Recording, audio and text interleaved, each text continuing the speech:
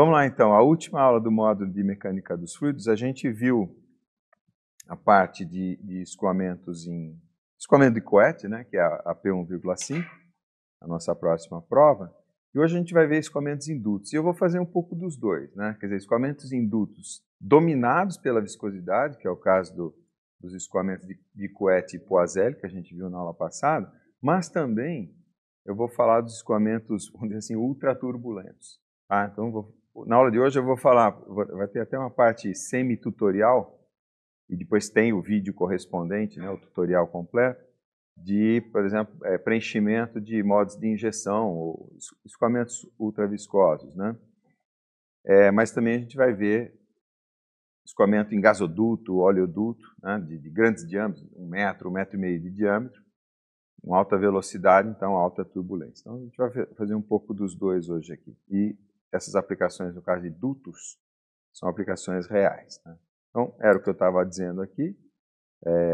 Eu estou mais interessado agora na história do escoamento no duto, independente se ele é governado pela viscosidade, né, se a viscosidade é preponderante, ou se no caso de um gasoduto como esse, né, é a turbulência, são os efeitos dinâmicos que predominam. No caso aqui, tem dois conceitos que ficam subjacentes aqui que eu quero trabalhar com vocês hoje. Aqui no caso desse probleminha aqui de injeção, por exemplo, mas isso aqui poderia ser, por exemplo, um sistema de ar-condicionado central e cada uma dessas peças poderia ser uma sala, né? Por quê? Porque nessas condições, o número de Reynolds, lembra das adimensionalizações que a gente fez na aula passada, é tal que os efeitos dinâmicos são desprezíveis, no caso de uma sala, né, de um sistema central de ar-condicionado. Então, assim, depende do número de Reynolds, depende dos números adimensionais. Por isso que a última aula foi tão importante, né? Então, isso aqui pode ser um modo de injeção, mas podem ser salas, como eu estava dizendo, um shopping center inteiro, tá? Ou, nesse caso aqui, não. Nesse caso aqui, tem a turbulência. Quais são os dois conceitos que eu quero trabalhar com vocês num caso e no outro, digamos, né? Aqui, o conceito de resistência viscosa. Então, a gente vai fazer uma analogia com os circuitos elétricos, né? Os circuitos resistivos, né? Sabe aquelas redes de resistores? Então, facilita muito a gente analisar problemas que caem nessa categoria, que podem ser modelados dessa forma. Aí, interessante porque depois na parte térmica, a gente também vai ver as resistências térmicas, né? Então, é uma das coisas.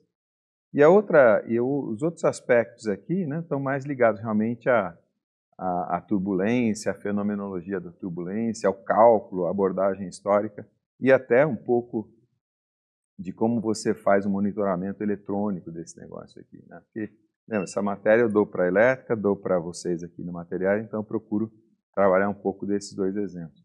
Por acaso eu tenho experiência nos dois. Aqui eu trabalhei um pouquinho, fiz uns trabalhos lá na IBM, no tempo que os bichos falavam, e aqui é um projeto que virou patente nossa e tal, os alunos até abriram uma empresa, é um sistema de detecção de vazamento.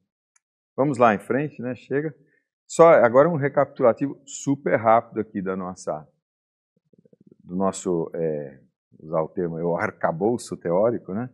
A gente tem as equações da teoria do tudo, super importante, elas já estão aqui com os adimensionais, eu vou destacá-los para vocês. Repara primeiro, a equação de massa não é influenciada pela escala, né? Significa que ela não é exatamente uma equação, mas uma condição que os campos aqui, as candidatas às soluções, o U aqui, por exemplo, né, tem que satisfazer para poder ser uma solução. Vou até apagar aqui. Na equação de Navier-Stokes, a equação de quantidade de movimento, e o balanço de energia, lembra, isso aqui é força igual a massa vezes aceleração. Aceleração aqui e as forças desse lado, né? Aqui, conservação de energia. Tá dizendo assim, ó, vamos ler em português, o que está dizendo a equação? Sempre é bom fazer esse exercício. O que está sendo transportado em termos de energia térmica, né, seja pela variação transiente ou pela convecção do escoamento, por isso que tem o U aqui, né? Então, assim, o fluxo de calor, a variação do saldo energético, é igual àquilo que é transportado por condução de calor. Aqui entra a lei de Fourier, situação asno de Buridan, porque eu não falei da lei de Fourier. Falei, né? Inclusive vai cair na P1,5 a lei de Fourier, porque é o problema do escoamento de Couette. Né? Então, a variação do sal é aquilo que é transportado pela lei de Fourier, por condução de calor, mais o que é gerado no atritamento entre as camadas, né, contíguas de fluido. Essa aqui é aquela função de geração de potência. Os números adimensionais que entram aqui, Reynolds, que quantifica os efeitos dinâmicos em relação aos viscosos, os adimensionais associados às forças, aqui, por exemplo, é Rossby, se for Coriolis, etc. Tá? No caso da equação de energia, aparece o número de Prandtl, que é só dependente da substância, aqui Reynolds também, e o número de Eckert, que a gente viu também. Bom, tudo isso aqui estou em quinta marcha, porque é a nossa aula passada. E aí, o fundamental dessa área, né, é o seguinte, dessas equações. Eu sempre digo, são as equações da teoria do tudo, está aqui o nosso amigo Stephen Hawking, né? Só que dificilmente a gente usa essa equação dessa forma, porque a maioria dos termos aqui dessas três equações vai ser zero para a sua aplicação em particular. Então, agora é uma alegoria, né, uma analogia importante aqui. A gente usa essa equação como a gente usa um mapa de metrô. Tá? Então, você quer ir de um lugar para o outro, né? Então, sei lá, isso aqui por acaso é de Paris, eu não vou usar o mapa, eu não vou viajar, isso aqui você fica um ano andando por aqui, né? E não termina. Então eu vou, sei lá, Gare de Lyon, vou lá para La Défense. Então, pego a linha vermelha, depois pulo para amarela, aquele esquema que vocês sabem de metrô. Então é exatamente assim que a gente usa a equação. Tá? Isso aqui é só para a gente relembrar da aula passada. E aí a história, né, dos números adimensionais, tudo isso aqui é aula passada, tá? Então, eu não tinha falado para vocês do Eckert ainda, que aparece na adimensionalização da equação do aquecimento viscoso, da função de aquecimento viscoso, né? Na verdade, ele é uma relação entre a energia cinética e a entalpia da camada limite. O que é isso? É o seguinte, esquece a matemática é só linguagem. O que é essa função? Essa função é o quanto as velocidades relativas de escorregamento entre as camadas contíguas, bem redundante, né? O quanto isso vira de calor. Então, se você atritar lentamente, gera pouco calor. Se você atritar rápido, gera muito calor. Então, é mais ou menos isso. Quanto de energia cinética vira energia entálpica, né? Energia termodinâmica. Isso refletido, mensurado, metrificado pela temperatura, né? Que é o que a gente sente na mão. Tá? Então, é só isso. Tá? Eu não posso ir muito mais além disso, porque, na verdade, essa história de camada limite, não sei o que, a gente vai analisar, tá, no módulo de transferência de calor. A gente vai estudar, resolver as equações de Blasius, que é em cima de uma placa plana e tal. Tá? Mas, assim, o mais importante aqui é vocês entenderem a lógica, a história do metrô, tá, e a história dos números adimensionais. Ok? Em frente. Bom, na aula passada, a gente viu escoamento de Couette numa geometria cartesiana. Eram duas placas planas. Agora eu quero resolver numa geometria cilíndrica, porque eu quero chegar nas equações de trabalho para aquele problema do enchimento de molde ou do problema de distribuição de ar num sistema central de ar-condicionado. Tá? Então eu preciso trabalhar em geometria cilíndrica. São as mesmíssimas equações, inclusive as mesmas equações que vão cair na P1,5 amanhã. Tá? Apenas depende da sua geometria, do sistema de coordenadas que você precisa. Correto? Então lembre-se, eu até já pulei uma etapa aqui, que é, quando a gente faz a hipótese aqui, no caso a equação de energia já fica satisfeita. Tá? Então vamos direto para a equação de quantidade de movimento. Eu vou, de novo, isso daqui, né, é mais do mesmo. Então aquela parte antipedagógica da aula, que eu vou dar só a sequência para vocês. Tá? Então, não vou acompanhar, eu vou só seguir aqui e mostrar a lógica para vocês. Então, a gente tem aqui a nossa geometria cilíndrica, tá? X, R e φ. tá? As componentes da velocidade. O que é zero, o que não é zero, né? Então aqui é regime permanente, isso aqui vai a zero, tá? Isso aqui vai a zero por causa das nossas hipóteses ali, tá? Na verdade, a gente só tem... Aqui tem um errinho, que a gente só tem velocidade na direção x, tá? E ela, bom, tudo bem, ela pode depender de r, mas a gente vai fazer uma aproximação mais lá na frente, tá? E não tem forças externas aqui, então não estou desconsiderando a gravidade. Não é escoamento de Poiseuille, né? É Couette. Então, significa o seguinte, né? O que sobra da equação? Esquece a matemática. Forças, né? Isso aqui o que é? O ΔP. Imagina, você tem um canudinho ali, está soprando. De um lado você tem alta pressão, do outro você tem baixa pressão. É esse termo aqui, tá? Então, essa força que está empurrando o ar pelo canudinho está sendo contrabalanceada por quem? Pelos atritos todos, né? Dos escorregamentos do fluido com a parede e de várias camadas de fluido. Então, é isso aqui. A força de pressão, a força que eu faço aqui no pulmão, é igual à perda de carga, né? A perda de pressão devido aos efeitos viscosos, né? No volume todo, que lembre-se, é na parede, mas também entre camadas de fluido que escorregam umas em relação às outras, tá? Eu estou sempre gastando tempo no conceito, né, para vocês não se assustarem com a matemática, e aí a parte mecânica aqui, digamos, né, é rápido. Então, definição do operador gradiente em coordenadas cilíndricas está aqui, né? Eu nunca lembro, vou lá na Wikipedia, né, e vejo a definição. Então, é o operador gradiente operando o campo de pressões, né, a viscosidade. Lembra, isso aqui, esqueci de mencionar uma coisa, já é um modelo newtoniano, né? Lembra que eu falei? Só vou falar de fluidos não newtonianos, escoamentos não newtonianos, naquela primeira aula que eu falei lá dos tixotrópicos, dos Bingham, né, etc. Tá?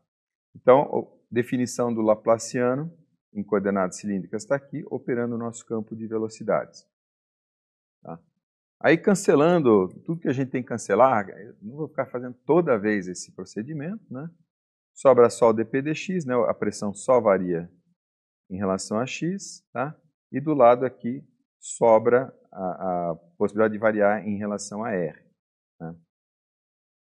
Só que agora tem um negócio interessante, né? Tem um errinho aqui que é o seguinte. Bom, tudo bem, esse errinho é o índice, esse índice aqui, a velocidade é na direção x, tá? Não é na direção r aqui. Esse r vai ser muito simples, né? Mas tudo bem, depois eu corrijo a minha transparência. Mas vamos lá. Agora é o pulo do gato, né? Que é igualzinho na aula passada. P só depende de x. U só depende de r, né? Porque U só pode variar na distância radial aqui. E o mesmo perfil que eu tenho aqui, eu tenho aqui, eu tenho aqui, tá? Então, se uma função que só depende de x tem que ser igual a outra função que só depende de r, aqui, né? A única forma disso ser possível para todo x e para todo r é as duas serem uma constante, na verdade. Tá? Perfeito. Então, agora a gente resolve. Inclusive, quer ver? Se o dp dx é igual a constante, tá? Significa que p de x é uma reta, é uma função linear. Por quê? Porque quando você deriva uma reta, dá uma constante. Tá? Então, a gente já sabe, inclusive, que o perfil de pressões ao longo da tubulação aqui é uma reta. Tá? O pessoal de civil gosta de chamar isso de linha piezométrica, inclusive, porque isso aqui você mede. Usando uma adutora numa cidade, é igualzinho, é perfeitamente geométrico esse negócio. Né? Porque as velocidades são baixas, na verdade. Mas então, né? Vamos lá. Isso aqui é constante. De novo, é a mesma coisa. Né? Então, vou integrar uma vez. Vou voltar um slide, né? Que é a parte antipedagógica. DDR, né? Então, vou transcrever a equação aqui. Vou integrar uma vez. Então, quando eu integro uma vez isso daqui, em R, já que o dp dx é uma constante, a minha constante, né, da equação anterior já é o dp dx. Né? Aliás, eu vou dizer, lá na prova ou qualquer... Primeira coisa que você faz, calcula o dp dx, o gradiente de pressão. Né? Quantos pascais por metro você perde naquela linha ali. Tá? É isso aí. Bom, integrou uma vez, tá? Então isso aqui, esse r fica r² sobre 2, a constante continua multiplicando ali e aparece uma nova constante de integração. Tá? Aí eu vou integrar de novo isso daqui. Integrou de novo, né? Está o resultado final aqui. Repara que eu nem estou animando a transparência, já estou indo na sequência, porque depois é só, né, ir acompanhando se for estudar, né? Ou quando for estudar, não se for. Agora, essa é a minha solução genérica, né? Tudo que eu preciso fazer é determinar C1 e C2 em relação às condições que eu tenho, né? Tá? Esse ln, não sei se alguém tem dúvida, é por causa desse 1 sobre R, da integração desse 1 sobre R aqui, que veio desse R aqui, ó. Tá? Bom, eu tenho duas condições, né? A minha velocidade aqui no centro do tubo, para R igual a 0, ela não pode ser infinita. Tá? Então, a única forma disso ser verdade é C1 ser 0. Tá? A outra condição C2 eu vou obter quando eu tenho a condição de parede ali, porque no atrito do fluido com no atrito do fluido com a parede, né, a parede freia o fluido, então a velocidade é 0. Tá? Então, U de R igual a 0, o X de R igual a 0, né? Então, eu determino o valor dessa constante C2. Pode falar. O C1 é 0, porque se ele não fosse 0, quando eu fizesse o R minúsculo igual a 0 aqui no centro, a velocidade seria infinita. Né? ln de 0 menos infinito. Né? E isso não é fisicamente... pode ser uma solução matemática, né? Tender a infinito, mas não é físico. Isso é. Tá, exatamente. Então é só manipulação matemática, algebrismo, tá?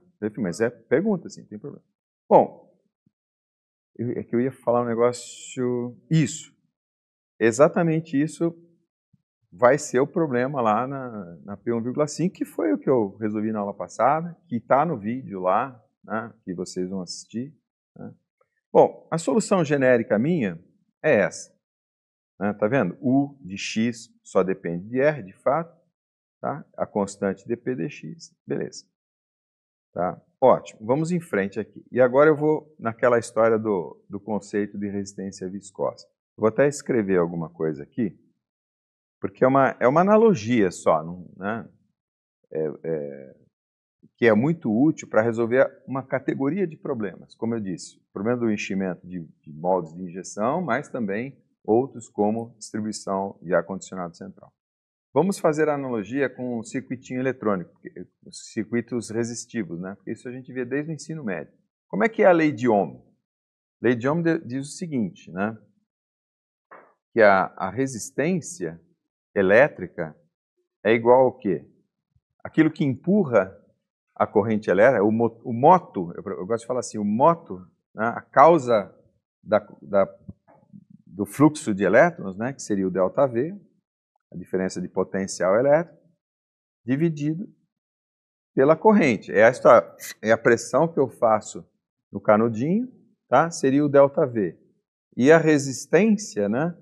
Quer dizer, a resistência seria dada, então, quando eu medisse ali o I. Quem seria o I, no caso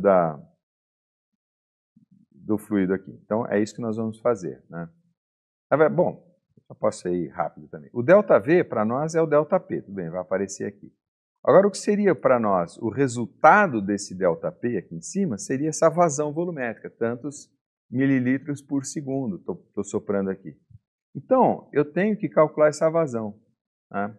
E a vazão é muito simples, é só integrar a velocidade no elementozinho de área de... Eu não sei se vocês estão vendo aqui, está verde bem clarinho, mas tem aqui um... Dá para ver?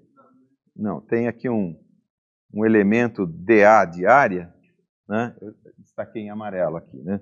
Tem um elemento dA de área, e como tem espessura dr, então a gente considera como se fosse um retângulo, né? Então, a base do retângulo é 2πr, né? E a altura do retângulo é dr. Então, esse aqui para mim é o dA. dA vezes a velocidade, né? Escalar a velocidade, é a vazão volumétrica. Então, fazendo essa conta, de novo, tá vendo? Eu estou omitindo todos os passos matemáticos. Fazendo essa integral, quer dizer, no lugar desse U de x de R, né, eu ponho essa expressão, e eu tenho, então, essa expressão final aqui. Vocês vão ter que fazer isso na 1,5 e na 2 também. Na P2 vai cair coisa do tipo. Tá? Essas integraizinhas aqui. Ótimo. Então, eu tenho a vazão. Agora, né, é só eu pegar a minha equação inicial aqui, o ΔP, né, dividir pelo Q, dessa expressão aqui, ó, certo? Eu posso até escrever aqui, olha. Para mim, como eu sei que dp dx, eu vou escrever aqui em cima, né? dp dx, como eu sei que p de x é uma reta, isso aqui é perfeitamente igual, põe até 3 barrinhas, né? A ΔP sobre L, tá? Porque é uma reta, né? Então, qualquer reta, se você quiser calcular o coeficiente de inclinação da reta, não precisa derivar, é só você fazer ΔY por ΔX. Então, esse dp dx, né, olhem isso aqui, quer ver? Olhem essa parte aqui da igualdade com o Q. Né? Então, nessa expressão achurada aqui em amarelo, eu vou fazer a seguinte manipulação, porque eu quero isolar ΔV por I. Então, o ΔV é o meu ΔP, tá? Eu vou passar o Q dividindo, e o πr² 8.000 eu vou passar multiplicando lá. O ΔX aqui para mim é o L. Tá? E o ΔP, a única diferença, né, que eu não vou considerar o sinal, simplesmente. Tá? Se eu quiser considerar o sinal, e é importante se você estiver trabalhando com orientações de eixos, né, você, tudo bem, fica um menos ali. Né? Então, fazendo a manipulação, o ΔP sobre Q, né, 8.000L sobre πr², isso daqui, então, é a definição, vou apagar tudo agora, o resto, né, é a definição de resistência viscosa. Tá? Por que que isso é interessante? Pelo seguinte, então você tem um problema com esse aqui, olha, você pode, em vez de ficar trabalhando com todas essas equações aqui, você já trabalha com elas de forma integrada. Então, cada trechinho desse aqui, por exemplo, e nós vamos resolver isso já já, a gente vai associar a cada um deles uma resistência fluídica, né, uma resistência viscosa, e gerar um sistema de equações para resolver de forma bastante simplificada. Então, é um método de simplificação. Por quê? Porque, de qualquer forma, eu sei, olha, o meu U, ele não varia, né, ao longo do X aqui. Ele só pode variar na direção radial, mas ao longo do X ele é constante. Por que ele não pode variar na direção? Porque a vazão é constante. Né? Se a vazão é constante e o ρ não muda, né, por conservação de massa, U tem que ser constante ao longo do eixo X aqui. O único errinho em vários das minhas slides aqui é o índice R aqui, que na verdade devia ser índice X. Tá? Mas é autoevidente isso aqui. Eu acho que é mais fácil passar para a parte semi-tutorial aqui, tá? Que é esse probleminha aqui. Basicamente é esse probleminha que eu desenhei, né? A única coisa que eu fiz aqui de forma super simplificada, porque eu quero ensinar vocês a montar a equação do problema e a resolver de forma super simples. Né? E eu já digo, essa daqui é uma das meta-questões que eu tenho lá na base. Tá? Então, esse tipo de rede de enchimento de cavidades e tal, às vezes cai aí, eu não sei. Não é a P1,5, tá? Mas pode ser a P2, por exemplo. Então vamos lá. Agora é uma parte semi-tutorial. Né?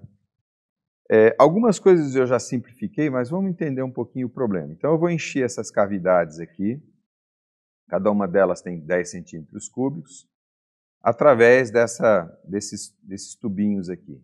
Tá?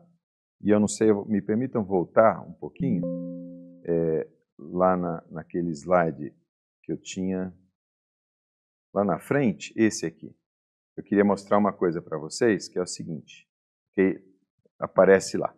Qual é o problema que você tem, no caso do enchimento mesmo, inclusive era o problema que a gente tinha lá na IBM, no teclado do computador, a barra de espaço, né, ela é enchida inclusive por dois ou mais pontos, então você tem duas frentes de resina, né, que vão preenchendo, e o problema é que às vezes uma chega um pouco mais fria do que a outra.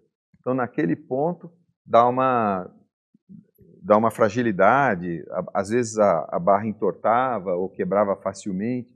Então, tem todo um cuidado, né, para você, primeiro, garantir que as peças encham todas de forma simultânea. Está vendo aqui como nessa animação, elas estão enchendo todas simultaneamente. Né? Então, uma forma de fazer isso, deixa eu completar a frase, você tem que garantir que enche assim, todas ao mesmo tempo, né? Todas são preenchidas no mesmo intervalo de tempo, né? E também não minimizar esses gradientes de temperatura, né? Então, uma forma de fazer isso é fazer um negócio totalmente simétrico, como está aqui. A injeção está sendo feita por cima, aqui onde eu estou com o mouse, e tudo é super simétrico, né? Então, o que vai para a direita é igual ao que vai para a esquerda, e tem uma providência a mais aqui, não sei se vocês estão vendo, tem uma baita de uma restrição aqui na entrada de cada molde. Por quê? Isso aqui é para gerar uma perda de carga local, né, para equalizar os escoamentos. Isso aqui você pode ver igualzinho, por exemplo, um sistema de ar-condicionado central. Inclusive, se vocês forem, pode olhar no teto, né, em geral é insuflado por cima, tem uma veneziana com parafuso. Esse parafuso é para você girar a veneziana, para você balancear essas perdas de carga aqui, para garantir que as vazões sejam iguais para cada uma das cavidades, né, no caso, as salas, os ambientes. Tá? Então, o problema que a gente vai resolver ali é exatamente esse. Né? A motivação do problema é exatamente esse. Vamos voltar ali agora, né? Suponha que, por algum motivo, eu não consiga injetar, fazer aquele sistema todo simétrico, bonitinho. Né? Sei lá, a máquina minha não permite ter a injeção aqui vindo de fora do slide para dentro, né? Nesse ponto, de forma que tudo fosse simétrico. Então, eu vou primeiro calcular qual é a diferença do tempo de enchimento desse, né, quando eu faço dessa maneira. Tá? Então, os dados aqui, eu coloquei só para a gente chegar num valor numérico, porque eu vou montar uma planilhazinha Excel com isso. Né? Viscosidade 0,1 pascal segundo, pressão 10 bar, as pressões aqui nas cavidades são 0, tá? Então isso aqui é pressão manométrica. Cuidado, isso é um ponto importante. Você sabe a diferença entre pressão manométrica e barométrica, né? A manométrica é em relação à pressão atmosférica, tá? Então, assim, quando é a pressão atmosférica, você está medindo 0. Só que, em termodinâmica, a pressão é a pressão barométrica, né? E o RefProp, se você estiver usando o RefProp, aliás, todos os outros softwares, ele simplesmente pergunta para você se você está trabalhando com pressão manométrica ou barométrica. Isso aparece aqui no RefProp, tá vendo? Você escolhe a unidade e aqui, ó, Use Gauge Pressure. Então, se você quiser trabalhar na pressão manométrica, então você Gauge Pressure e diz qual que é a sua pressão atmosférica. Tá? E aí, tudo bem, aí ele vai calcular corretamente as propriedades termodinâmicas. Aí ele tem que saber que pressão que é. O problema nosso, né, é que normalmente a gente omite essa informação. Né? Então, tá? Mas aqui fica claro, por exemplo, se você tiver uma pressão 0 no seu enunciado, fica claro. Tá? Vamos lá. 0, na verdade, é o vácuo. Né? Então, tudo bem. Até tem, né? O pessoal que faz injeção a vácuo, né? Na manométrica, sim, pressão atmosférica. Na barométrica, pressão 0 significa vácuo. Tá? E existe injeção a vácuo mesmo. Né? Bom, vamos lá. Os dados, como eu disse, é super... Desculpa, esse aqui é justo o meu ouvido que está ruim ainda. Então, eu tenho que virar aqui. Os dados são bem simples e para facilitar. Então, todos os trechos têm o mesmo comprimento, o mesmo diâmetro, tudo direitinho. Então, obviamente, as resistências vão ser todas iguais. Então, vamos calculá-las aqui. A formulinha que a gente deduziu ali atrás é 8L sobre πr quadrado, tá? 8 a viscosidade, o raio é 50 milímetros, etc. Tá? Então, está aqui, 7,95 vezes 10 a menos bar por centímetro cúbico por segundo. Repara que é bem, eu gosto de dar a unidade dessa forma, porque é o seguinte, isso aqui é, para obter, digamos, 1 ampere, né, 1 centímetro cúbico por segundo, você precisa pôr 7,958 10 a menos 3 volts, ou bar, no caso aqui. Tá? Então, é aquilo que está empurrando, né, o moto do movimento e a vazão aqui, no caso. Tá? Beleza, isso aqui é só números. Agora sim, a parte importante. Oi, pai. Desculpa, o L, almi é viscosidade. Né?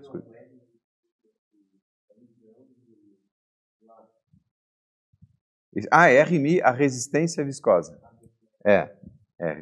De novo, perdoa, tá? Tá melhorando devagarinho e tal, hein? Bom, vamos lá. Agora sim, agora, se você não está prestando, presta atenção 5 minutos, que é a parte da montagem das equações. Tá? Nós vamos montar equações, e eu vou fazer por trecho. Né? Vou fazer por trecho. Tá? Então, vamos pegar o primeiro trecho. Seria de 0 a 2. Então, eu estou nesse trecho aqui, eu vou bagunçar e vou apagar depois a bagunça. Então, é sempre a equação, né? Estou usando essa equação aqui. ΔP é igual... volts é igual a resistência vezes a corrente. Estou usando essa equação. Então, ΔP. Repara que eu não estou respeitando a convenção, né? Estou sempre fazendo do maior para o menor. Tá? Então, P0 menos P2. P0 menos P2 é meu ΔP. Tá? É igual a resistência fluídica, que é igual para todo mundo, vezes a vazão, que é 0,2. 0,2 é a vazão que atravessa o ramo 0,2. Primeira equação. Né? Segunda equação, de 2 para 1. De 2 para 1 é aqui em cima. Aí eu vou rápido, pode ficar tranquilo. Então, a pressão maior menos a pressão menor, P2 menos P1, é igual a resistência vezes a vazão que está ocorrendo nesse trecho. Última observação antes de terminar os 5 minutos que eu tinha pedido, né, que é o seguinte. Eu posso ou não respeitar a convenção, no caso a minha convenção é a orientação do eixo X.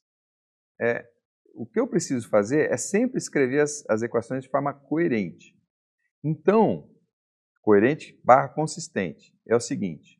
Se eu estou escrevendo a pressão maior menos a pressão menor, então eu estou supondo que a vazão vai, né, da pressão maior para a pressão menor.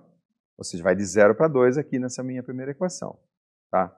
Ah, mas e se no meu circuito, e acontece lá na metaprova, tem uma pressão que eu não sei se ela é maior ou menor? Tudo bem. Vamos assumir que 0 é maior do que 2. No caso, eu já até sei a priori, né? Mas vamos assumir que 0 é maior do que 2. Escreva a equação consistente com essa hipótese. E se eu encontrar isso aqui negativo, é que ela é no sentido oposto. Tá? Então, você pode definir eixos, por exemplo, e seguir uma convenção. Aí fica meio automático. Ou você pode fazer de forma consistente assim. Tá? Isso é trivial, vocês... Quando a gente faz treliça é assim, mesmo os circuitos elétricos, né, você não sabe a corrente, se vai da esquerda para a direita, da direita para a esquerda, então é isso. Perfeito, terminou os 5 minutos, agora eu vou rápido, eu já vou pedir mais 2 minutos depois, mas agora eu vou repetir, porque agora a gente tem o trecho 2,3, 2,3 está aqui, que é a mesma coisa, né? Por isso que eu fiz a mesma resistência, para não ficar toda hora calculando a resistência. Né? Então eu estou supondo que 2 é maior do que 3, então eu estou supondo que a vazão vai de 2 até 3. Tá? De 2 até 5, 2 até 5. Tá? Aí a vazão, né, vai de 2 até 5, de 5 até 4 aqui em cima e de 5 até 6 aqui, de 5 para 6 aqui para baixo. Tá? Então essas equações, que equações são essas? São as equações de força, né? Pressão, força viscosa. Então são as nossas, a nossa equação de Navier-Stokes segmentada em cada um desses trechinhos aqui. Tá? É isso. Então, em vez de trabalhar com uma única equação parcial, com o meu eixo X correndo aqui, né, eu trabalho com vários trechos integrados da minha equação parcial. Quais as outras equações que faltam? Aqui, o balanço de massa. O balanço de massa, a gente fazia um negócio parecido com o que a gente fazia lá no módulo 1. A gente vai definir, lembra, em eletrônica, né, lei dos nós, lei das malhas, né? Então agora é só a gente fazer a equação dos nós aqui, que é balanço de massa.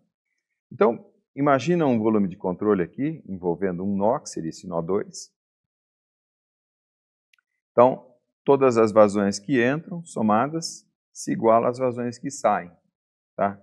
E por isso que eu falei, estava batendo um pouco na tecla, de você tomar cuidado com o sentido, para você colocar o sinal positivo ou negativo de forma coerente. Então, no nó 2, esse aqui é aqueles outros 2 minutos que eu ia pedir para vocês, né? Então, no nó 2, segundo a nossa convenção ali, está chegando de 0 a 2, né? Pode não ser assim, mas eu tenho que escrever coerente com essa hipótese. E está saindo de 2 aqui, está saindo de 2 aqui, está saindo de 2 aqui.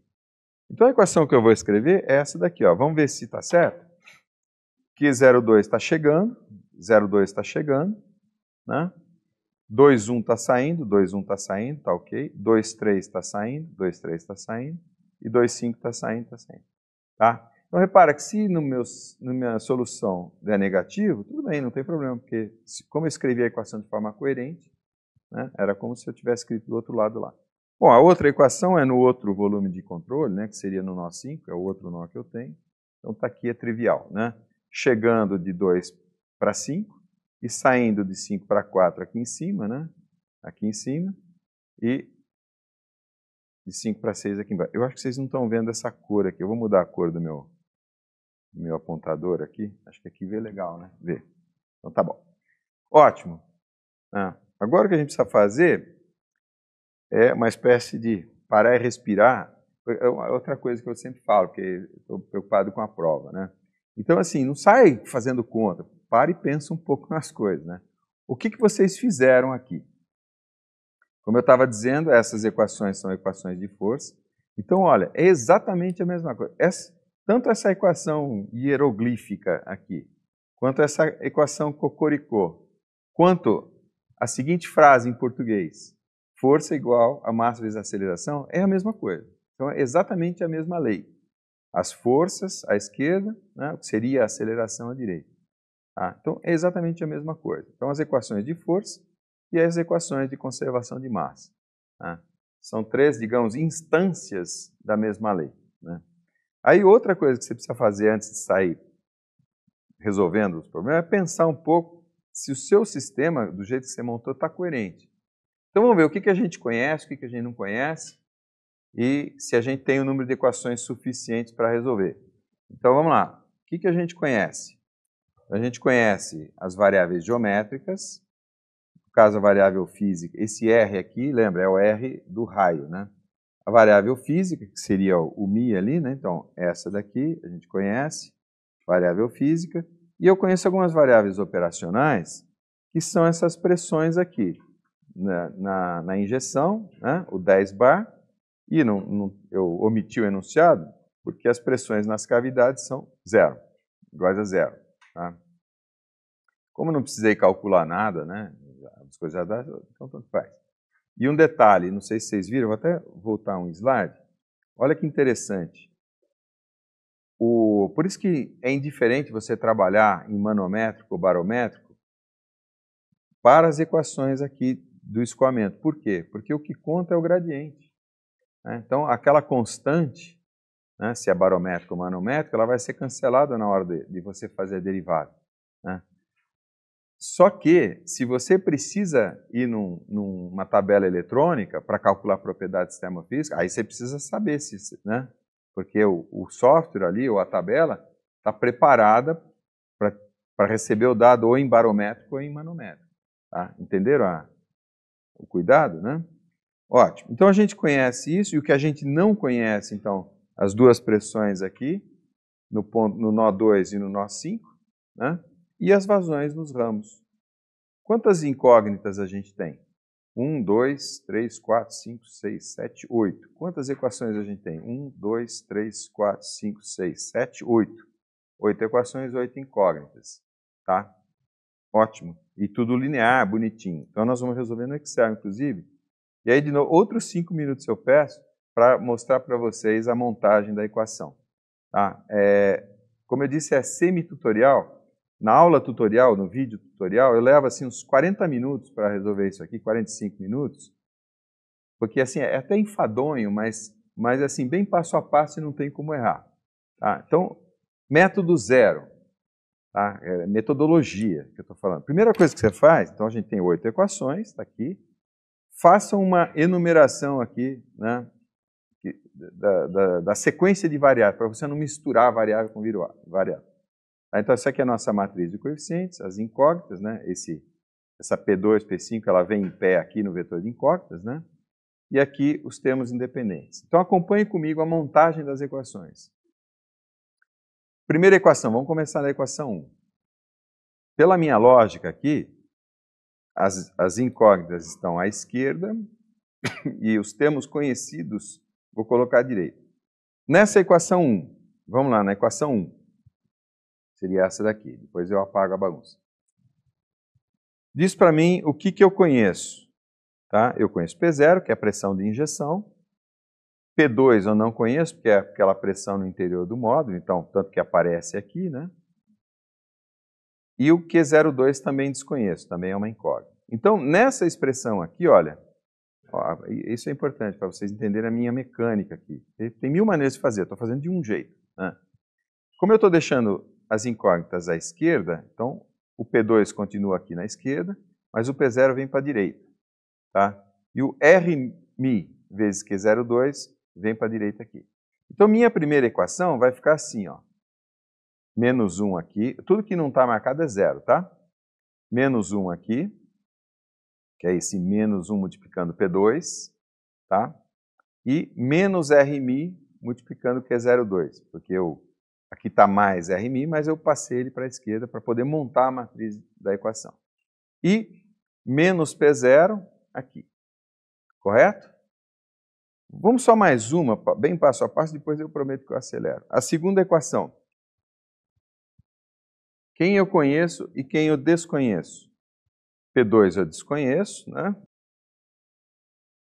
P1 eu conheço, porque é a pressão zero na primeira cavidade, né? E o Q21 também desconheço.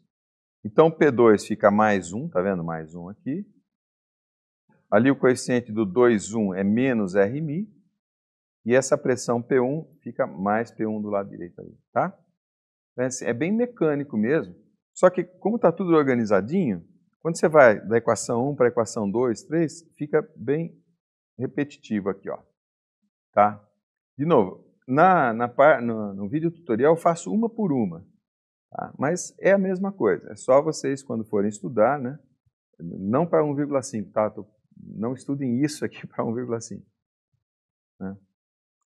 É só montar. Aí as outras equações, a lógica é a mesma, só que a gente desconhece todo mundo, né? Então é zero, eu vou pôr as duas aqui. É tudo zero aqui, né? Nessas duas equações aqui, eu não conheço nada, tá? Então, é mais uns e uns, ok? Então, essa é a sua equação. Né? O que você tem que fazer agora é montar em alguma plataforma. Eu gosto de usar o Excel por vários motivos, mas, sobretudo, nós aqui temos a licença institucional, mas tem também várias planilhas abertas, é o próprio Google, né? Tem. Eu vou interromper, vou entrar lá no Excel só para mostrar uma coisa para vocês, que é o seguinte, deixa eu abrir o meu Excel aqui no meu micro a carvão. Eu estou resolvendo um sisteminha AX igual a B. Né? AX igual a B,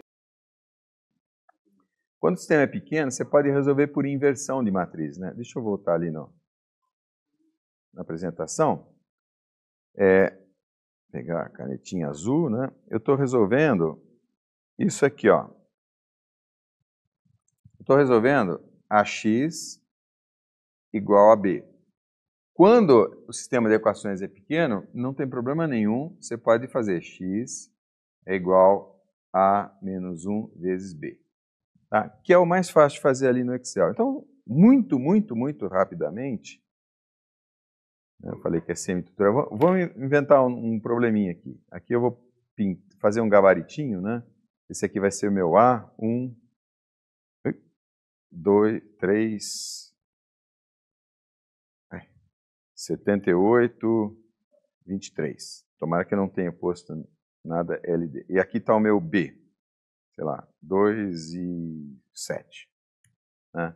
Então esse aqui é o A, o B, tá?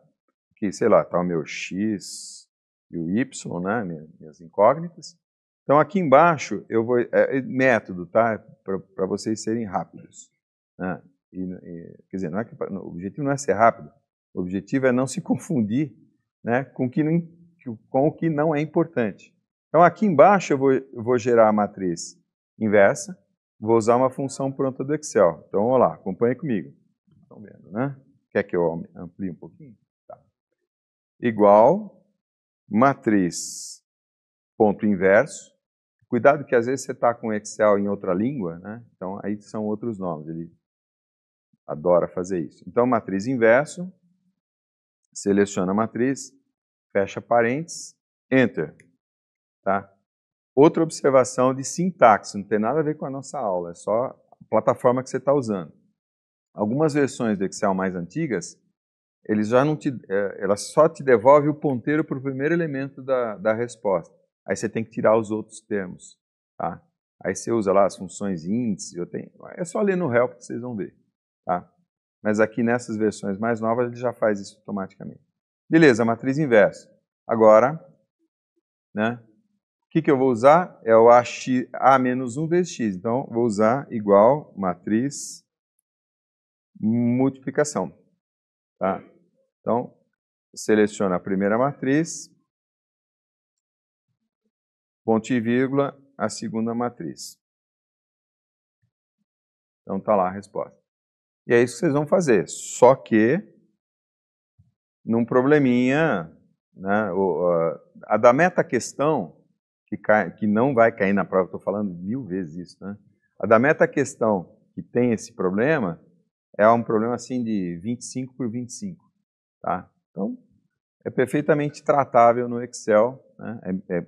Para fazer na mão não vale a pena. Essa planilha tem disponível para vocês. Depois eu coloco lá. Eu só vou colocar depois da 1,5. Para não... Sempre tem alguém que vai lá e querer estudar o negócio. Tá? Vai fazer parte do material. Ótimo. Resolvido, né? Então aqui os valores obtidos, né? E aí a gente vê algumas coisas importantes aqui, né?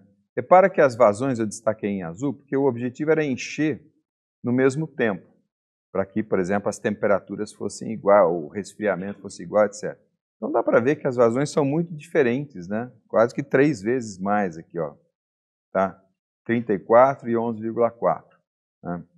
Então isso daqui não está bom, né? Se fosse um projetinho de engenharia, etc. O que pode ser feito? Tá? Então, como eu estava dizendo para vocês, uma solução é tornar o problema simétrico. Tá? Mas, eventualmente, você não tem essa possibilidade de fazer essa injeção por cima aqui. Né? Tá? Então, se você não tiver, então qual que é a opção? Porque a única forma de injetar seria pela lateral. Então, você mexe ali com os comprimentos, por exemplo, né, esse L aqui, para criar resistências maiores aqui, para que a vazão nesse ramo seja menor, de tal forma que as vazões acabem ficando iguais. Então, assim, eu deixo como sugestão, eu sempre faço isso, você reformular esse problema com resistências diferentes, tá? Você pode fazer o seguinte, quer ver um negócio que fica fácil? Aqui, ó, nessa montagem aqui, ó. Tá vendo aqui, ó, as resistências, elas entram é um negócio que dá para fazer no Excel facinho, tá? Mas não sou professor de Excel, né? Mas é o seguinte, eu fiz tudo igual por facilidade, né? Suponha que você criasse uma coluna do lado aqui com os L's. L's diferentes, porque você quer calcular o tamanho do L ali. Então você põe uma coluna de L's aqui, e esse valor que está aqui, olha, esse valor que está aqui, ele vai ser calculado em função do L de porque cada equação é um ramo. Né? Ótimo. Aí você pode, por tentativa e erro, ficar mexendo nos L's, até ter as vazões todas iguais, ou o Excel tem uma ferramentinha pronta que faz isso para você. Né? Você alcança um objetivo. É só, por exemplo, você gera uma variável de erro que mede a diferença, né, entre as vazões, pode ser, por exemplo, desvio padrão das vazões, né? E aí você manda o Excel, fala, olha, eu quero fazer o desvio padrão das vazões tender a zero, manipulando esses L's aí. São técnicas de otimização que o Excel tem embutido. Eu ensino isso no curso de projeto, inclusive, lá, mas eu não dou esse curso para vocês. Tá? Você precisa me perguntar, porque não faz parte desse curso, mas eu ensino sim. Eu não vou fazer porque eu quero correr aqui, tá? Tá bom, beleza. Obrigado. Então, vamos lá. Deixa eu só voltar. Feito? Então, terminou a parte aqui. Eu acabei levando bastante tempo, mas assim, para explicar bem. Agora vamos para outra parte da aula. Estou no meu tempo, né? Então, eu quero voltar aos problemas dominados pela inércia, que não é o caso aqui, né? Quer dizer, tudo está tão devagar na escala, né, dimensional que os efeitos dinâmicos são desprezíveis. Inclusive, eu vou mostrar uma simulação de oleoduto para vocês. É um oleoduto lá em Manati, na Bahia. É um gasoduto, na verdade. E ali eu estou simulando também a parte térmica, eu não estou mostrando para vocês aqui, né? E transiente. E aí vai ficar bem interessante, porque vocês vão ver a diferença que é a dinâmica a escala temporal dos efeitos de velocidade, vazão, etc., e a escala temporal das temperaturas, né, das trocas térmicas. Tá?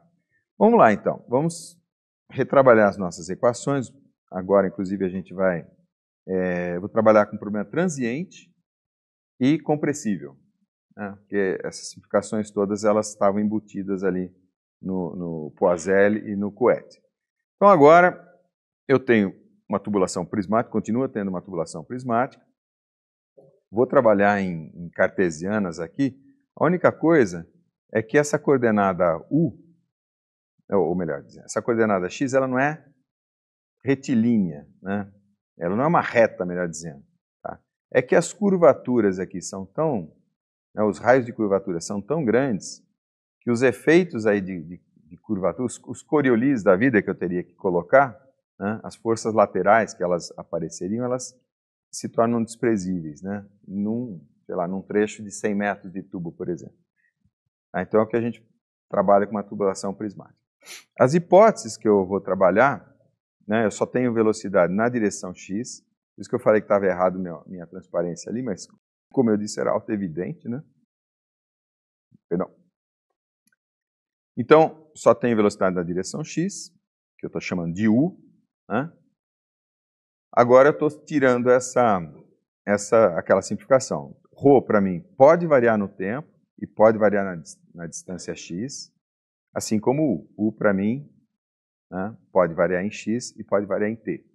Na verdade, se o Rho não variasse, o U não poderia variar, tá? Por conservação de massa. Mas aí surge um problema, né? Acabei de falar para vocês que a velocidade ali, ela, sei lá, é uma velocidade máxima no centro do tubo aqui, e ela é zero na parede. Tá? Então, como é que eu posso satisfazer essa condição aqui, né? De U só depender de x? Na verdade, deixa eu marcar aqui, né? A gente vai trabalhar com o conceito de velocidade média. Isso aqui é bem simples, né? Então, vamos lá. O que é o conceito de velocidade média? Eu sei que, numa determinada seção do meu duto, eu tenho um perfil de velocidades, que seria esse vermelho aqui. Nós vimos até que, se o escoamento é laminar, né, Couette, Poiseuille, isso aqui é uma parábola. Tá? É uma parábola. Né? E o campo de temperaturas, aí depende um pouco das condições de contorno, né? No Poiseuille ou Couette, o campo de temperaturas é um polinômio de quarto grau, tá? Isso se o escoamento for laminar. Se não for laminar, quer dizer, se for turbulento, então, até isso aqui é empírico, né? Mas é uma lei de potência. Então, é como se fosse uma parábola, mas com coeficiente maior do que 1, maior do que 2. Tá? Então, ela fica achatada aqui. Quanto maior esse coeficiente n, mais achatado seria a cabeça da parábola. Tá? Isso significa o seguinte, né? A parede está tentando frear o escoamento, que são os efeitos viscosos, mas o Reynolds é tão alto, tem tanta inércia, ele está vindo com tanta velocidade, que o miolo ali praticamente não sofre, né? Então achata a cabeça aqui da parada. Bom, como é que eu faço para representar esse perfil parabólico ou não por uma única velocidade? Eu preciso atender à equação de continuidade. Então eu preciso que a vazão mássica seja a mesma do perfil real, que é esse aqui que depende de x e r, né? Tá? Então, eu preciso que isso seja igual à velocidade média, né? Então, dessa equação aqui, eu tiro a definição de velocidade média. Então, o médio é simplesmente 1 sobre a integral de u dA. Isso aqui é a definição padrão de média, né? Tá? Então, perfeito. Física, eu não gosto muito da definição matemática, eu prefiro mostrar aqui para vocês. Agora é a parte conceitual importante, né?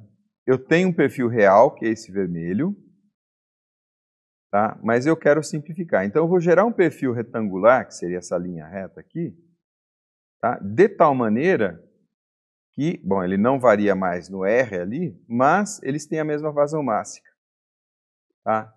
Então, é que nem aquele conceito de diâmetro hidráulico, por exemplo, né? Tem a mesma vazão mássica. Correto?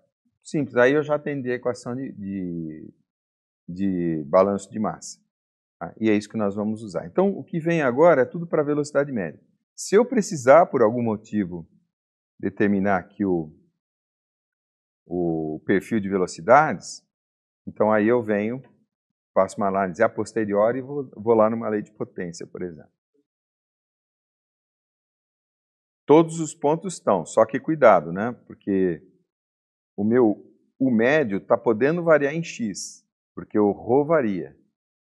Tá? O que é constante é ρVA, né? Essa equação aqui, ó. ρVA, ou ρUA, né? Como o ρ pode variar em x, aqui, ó, então U também pode variar em x, mas um vai variar para compensar o outro para que tudo fique constante igual à vazão mássica.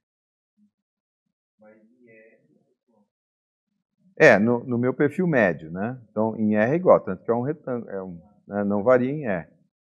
Isso que eu ia desenhar. Isso é. Quer ver? Vou pegar uma canetinha, vou até fazer em azul aqui. Aproveitar a carona na sua pergunta. Suponha que eu estou dizendo o seguinte, né? Que ρ, U, A é constante. Bom, a área é constante, vamos supor, né? Vamos supor que o ρ aumente. ρ aumenta. Se o ρ aumenta, é que em geral o ρ diminui. Então deixa eu apagar aqui. ρ diminui, porque está caindo a pressão, né? O que tem que acontecer? Falei que o ρ diminui, desenhei a seta para cima. Então, ρ diminui, seta para baixo. Se o ρ diminui, para que seja constante, o U tem que aumentar, já que a área é constante, né? Então, olhando aqui no desenho, suponha que ρ esteja... Porque como vai perdendo pressão, vai expandindo, né? Então a densidade vai diminuindo. Tá? Então, o que acontece? Esse perfil aqui, vou fazer um... Se eu tiver numa outra coordenada x aqui está o meu novo R, né? O meu perfil, sei lá, ele vai ficar... Como não ficou bom o meu desenho, minhas velocidades vão ficar bem maiores aqui, ó, porque elas eram menores. Entendeu? Então o ρ vai diminuindo, a velocidade vai aumentando. E a gente vê isso na prática mesmo, é assim que funciona, né? Principalmente de gás e tal. Tá? Bom, vamos lá. Né? Mapa do metrô, temos as nossas hipóteses, agora o nosso U é um U médio, tá vendo? Né? Então eu vou entrar e tirar as minhas equações instanciadas, né? Vou chegar na Gare de Lyon, eu fazia muito esse trajeto, vou lá no La Défense. Tá? Bom, agora, se era antididático os slides anteriores, agora então vai ser mais ainda. Mas assim, é a sequência do que é feito, então não tem dificuldade nenhuma. Então vamos lá, isso aqui é o mapa do metrô do mapa do metrô. Né? É o procedimento do procedimento. Como é? Eu tenho as minhas hipóteses, então aqui, ó. Estão sumarizadas nesses três campos aqui. Velocidade, pressão, densidade. Eu vou entrar com isso na minha equação da teoria do tudo de balanço de massa. Tá? para aquele sistema de coordenadas, etc. Vou ter essa equação aqui. Tá? É especializado já no sistema, é um cartesiano, como é que chama? Triedro de Frenet, né? Que ele segue ali a curva. Tá? Ele está sempre, imagina que você tem uma curva no espaço, aí você tem o IJK, e ele está sempre seguindo a curva orientado para o centro de curvatura.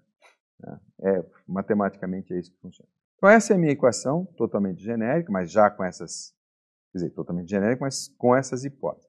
Agora eu vou fazer 3 manipulações que eu coloquei em azul aqui, e elas têm sentidos diferentes. Eu vou comentar uma por uma, porque realmente elas não têm nada demais.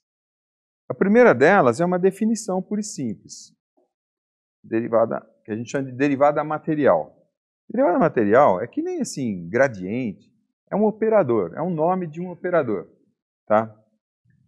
E o nome do operador é, olha aqui a direita da igualdade. Toda vez que você vê del t de alguma coisa, mais u del x de alguma coisa, tá? Você vai chamar de dzão daquela coisa, dzão t. Tá? É só uma forma compacta de representar isso, e nós temos isso exatamente aqui, ó, del rho del t, u del rho del x.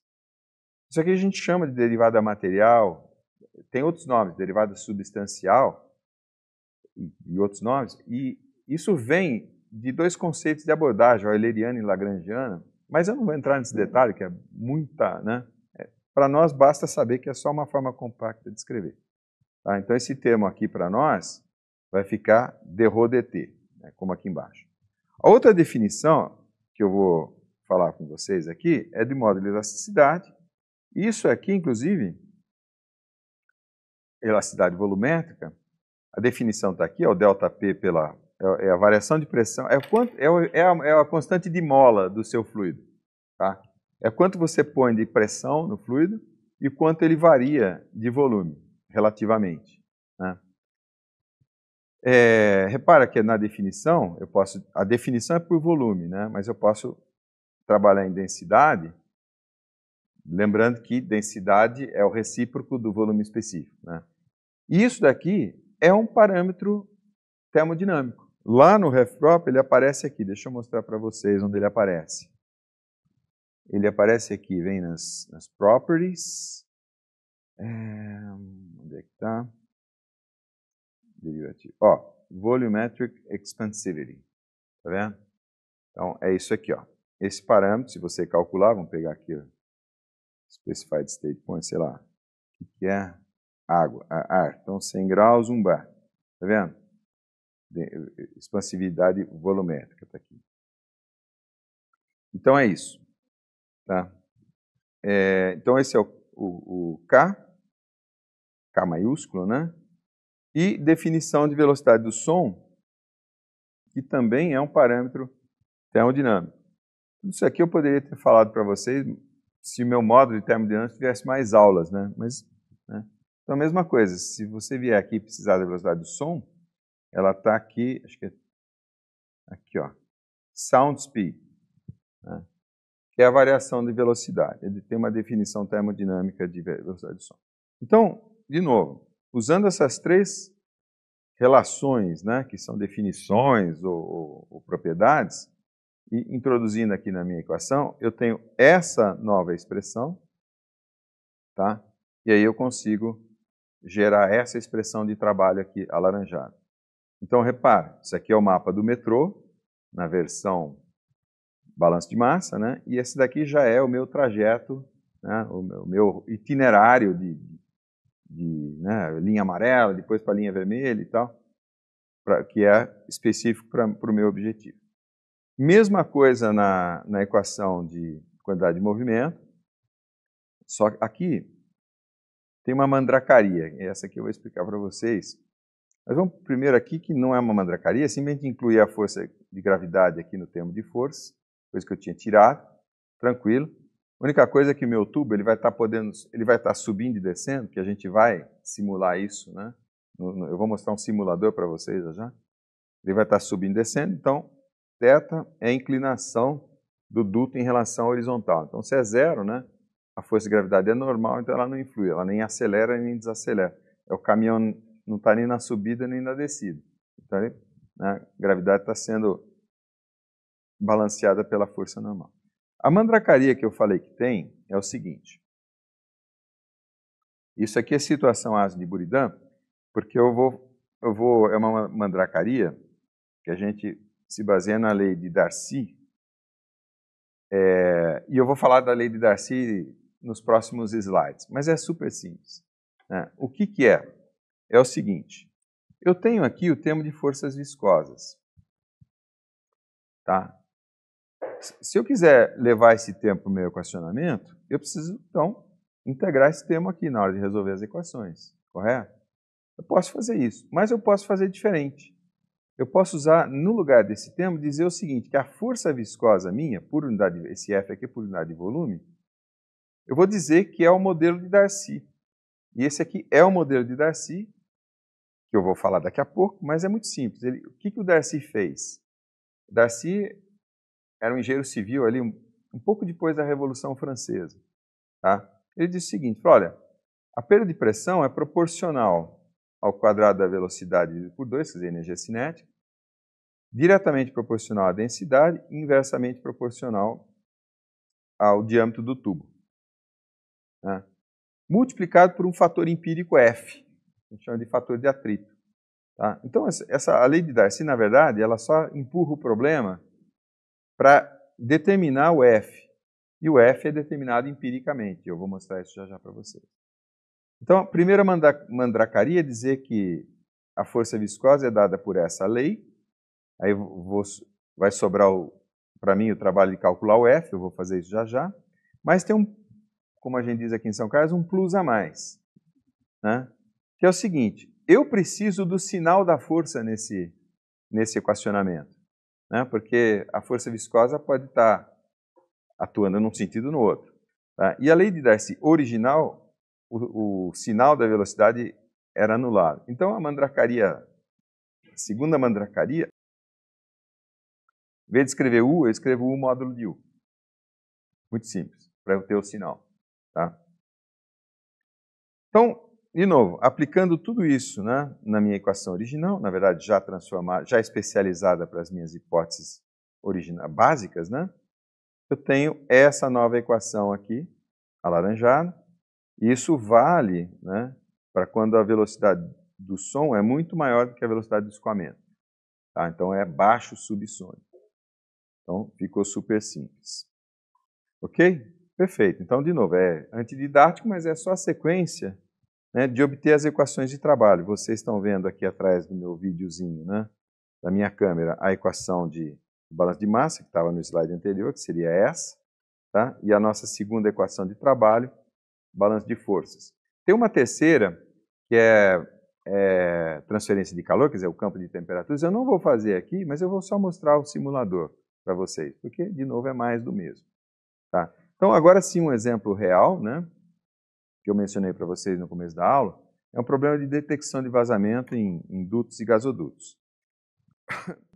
Vocês perceberam que tem dois tipos de exemplo aqui nessa aula, né? O exemplo pessoal de materiais e um exemplo pessoal da eletrônica, né? Elétrica e eletrônica. Então vamos ver o exemplo pessoal, mas esse é um exemplo real que inclusive eu trabalhei bastante. Tá? É um gasoduto, sai da plataforma. Nossa. Oi? Trabalhei, né? A patente, eu sou autor da patente aqui, inclusive. Né? Mas então é um gasoduto, ele sai aqui, eu esqueci o nome da ilha, aqui é Salvador, aqui é a estação de São Francisco, esse aqui tem aqui, eu esqueci o nome da ilha. Então o gasoduto ele vem embaixo do mar aqui, sobe na ilha, depois atravessa um trechinho de mar e chega na estação. Tá? Aqui estão as dimensões do gasoduto, né? E aqui eu inventei umas temperaturas só para poder simular a parte térmica, porque o simulador que eu vou mostrar para vocês é justamente simulando aquelas equações alaranjadas que eu coloquei nos dois slides anteriores. Qual que era o problema?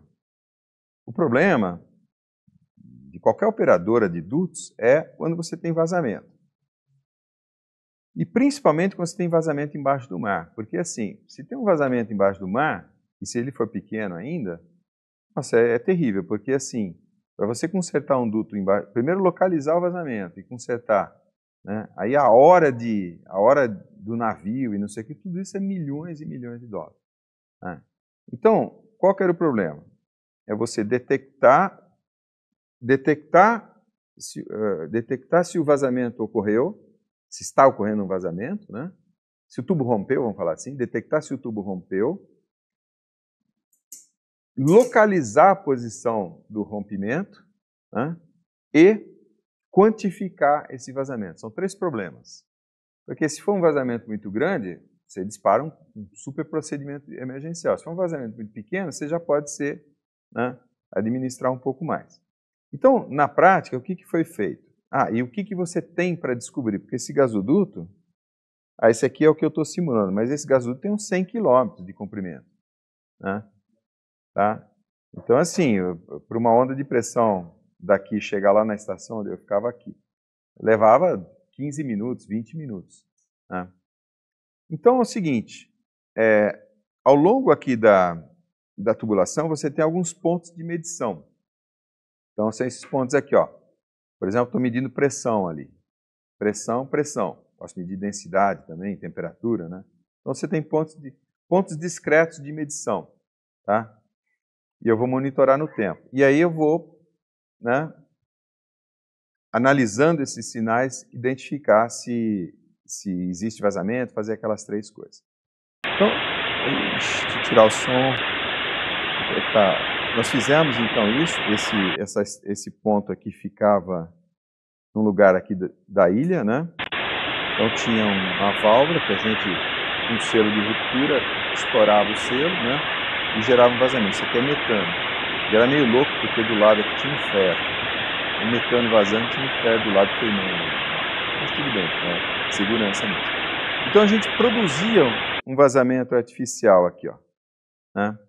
E eu tinha, desculpa eu ficar indo e voltando, e eu tinha os registros dos meus sinais aqui, né? Vou mostrar já para vocês. Tá, então, como é que funciona? Agora sim, eu vou fazer uma animação para vocês entenderem como é que funciona o sistema de detecção. Então, o que eu estou dizendo, você tem ao longo da tubulação vários pontos de medição, medindo, por exemplo, aqui são os 2 sinais de pressão, são sinais reais mesmo, do teste lá, né? Do primeiro teste, segundo teste. E isso aqui é o desvio de vazão, então isso aqui é outra coisa. Interessa muito. Então, como é que funciona a mecânica do sistema? O vazamento vai surgir nesse pontinho vermelho aqui. Então, surgiu o vazamento, tá? Esse vazamento, o meu problema é transiente, então ele vai gerar uma oscilação no campo de pressões e velocidades, vocês já vão ver isso. E essas oscilações, esses transientes, eles vão se propagar, montante e a jusante, tá? Então, vai se propagar a montante e a jusante. E vai ser captado, né, pelos sensores, tá vendo? Primeiro capta esse aqui, que é o mais próximo, depois capta esse, depois capta o terceiro aqui, tá?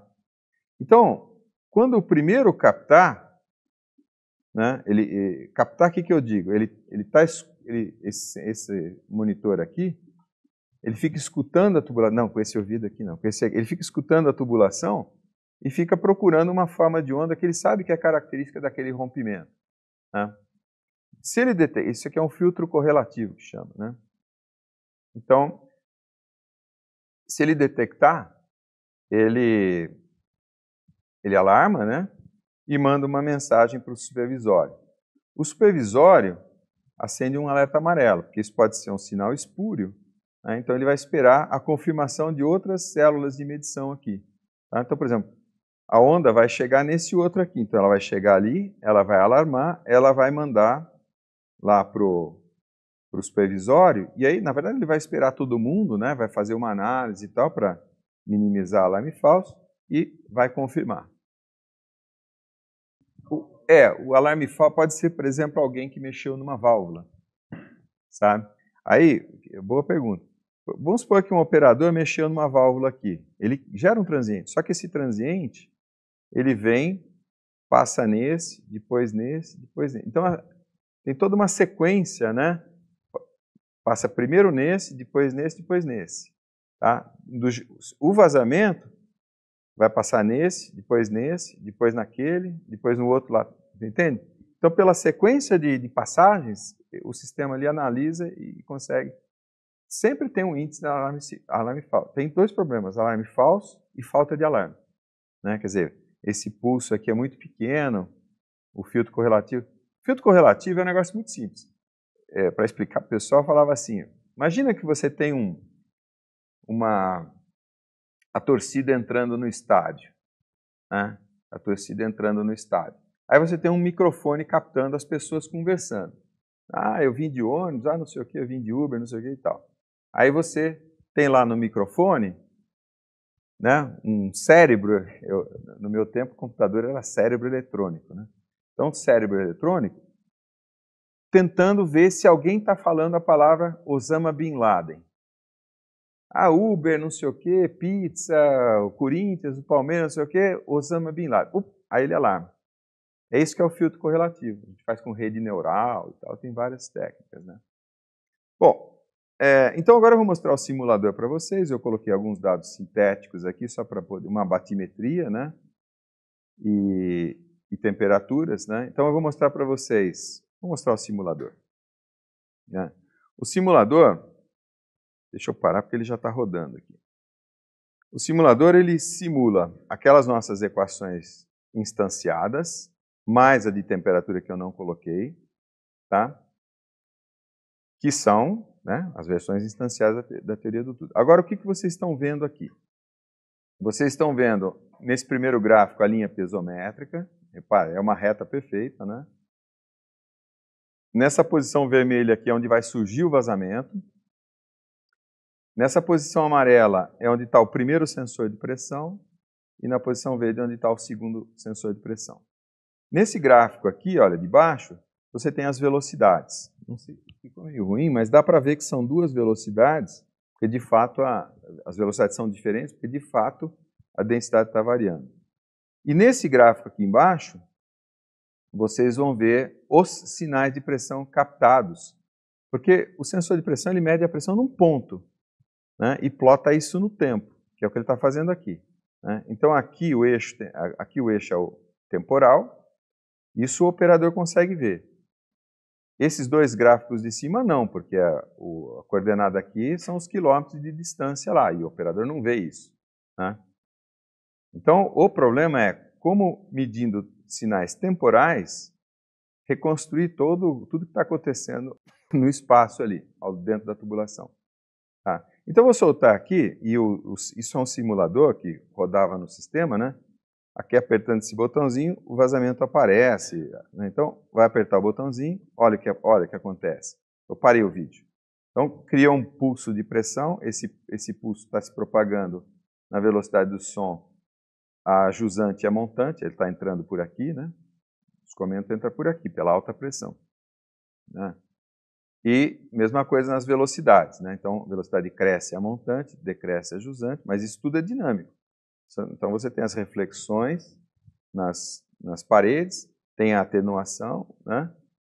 Que está aí também, lembra? A gente tem força viscosa ali, então tem a atenuação. Até que entra em... desculpa. Deixa eu soltar aqui. Não. Aqui, ó. Está em equilíbrio, mais ou menos. Então atingiu o regime permanente.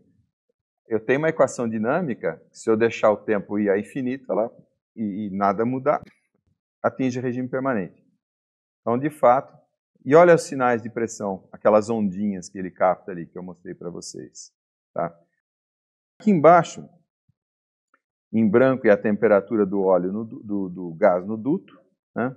Em vermelho, a temperatura do ambiente externo. Isso aqui que está em branco é o equilíbrio, mas já vou dar um pulso de temperatura. Tá? Está entrando tudo a 60 graus, alguma coisa assim. Não, o óleo entra a 20, né? Então ele entra em equilíbrio com o ambiente. Mas dali a pouco eu vou fazer, de repente o óleo está entrando a 60 para vocês verem a diferença de velocidade. Né?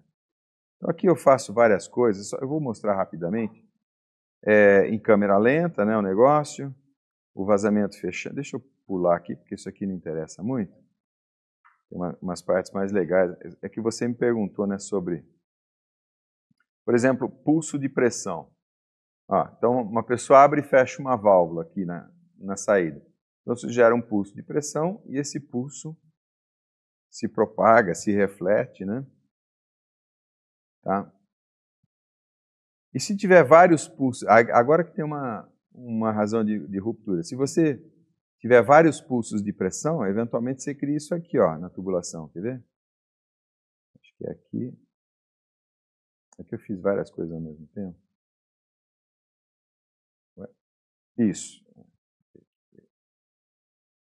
Imagina que você tem um equipamento que está ali operando e ele começa a abrir e fechar a válvula, por exemplo, então você cria pulsos e essas reflexões elas podem gerar, por exemplo, uma interferência construtiva e exceder a pressão limite do tubo. Essa é uma das razões de ruptura de dutos, assim, né, por deficiência de operação. É como o piloto do avião tentar fazer uma curva, por exemplo, muito rápida, excede a carga nas asas e a asa quebra, por exemplo. Né? Sai do envelope de voo do avião. Tá? Bom, isso aqui interessa menos para vocês, né? Mas é só para mostrar, isso de fato virou, né? Tem toda uma história aí, não interessa muito. Para terminar, já estou quase em aproximação para pouso aqui, vamos sim, né, explicar a história da equação de Darcy, porque essa é importante para nós aqui. Né, vocês não vão fazer nada parecido com isso, eu só quis mostrar a aplicação para vocês. Então vamos lá, eu vou, assim como eu fiz nas aulas, vou adotar uma abordagem histórica, porque ela é muito didática. Né? Alguém perguntou alguma coisa? Não. Darcy, como eu disse, ele era um engenheiro civil, nessa época aqui, em Dijon, né? Na cidade de Dijon. E ele escreveu esse livro e a preocupação dele era, ele trabalhava com distribuição de água. Naquela época, entre outras coisas, não só esgoto, mas distribuição de água potável e também essas fontes, né? Tanto que o livro dele né? Aqui não está o título completo, mas não sei o que, das fontes de Dijon, né? Então ele está desenvolvendo equacionamento que ele usou para projetar as fontes da cidade de Dijon. Agora, o que tem de interessante nessa época? Não tinha bomba elétrica, né? O que eles tinham para bombear isso aqui é gravidade. Então, eles tinham que fazer uma engenharia muito boa do negócio. Tá? Senão, o rei mandava cortar a cabeça, né? Se a fonte não esguichasse lá no... Exatamente. No Palácio de Versalhes é muito interessante, porque no fundo tem o... É isso aqui, ó. Né? No fundo tem o reservatório, é maravilhoso, né? Aí você tem, a água vem descendo, descendo, descendo e vem, né? Tem todo um sistema de fonte. Da bomba? Para você não precisar. Uma bomba? Tem vários tipos, né? Mas, por exemplo, tem a centrífuga. A mais simples que você vê todo dia é a bomba centrífuga.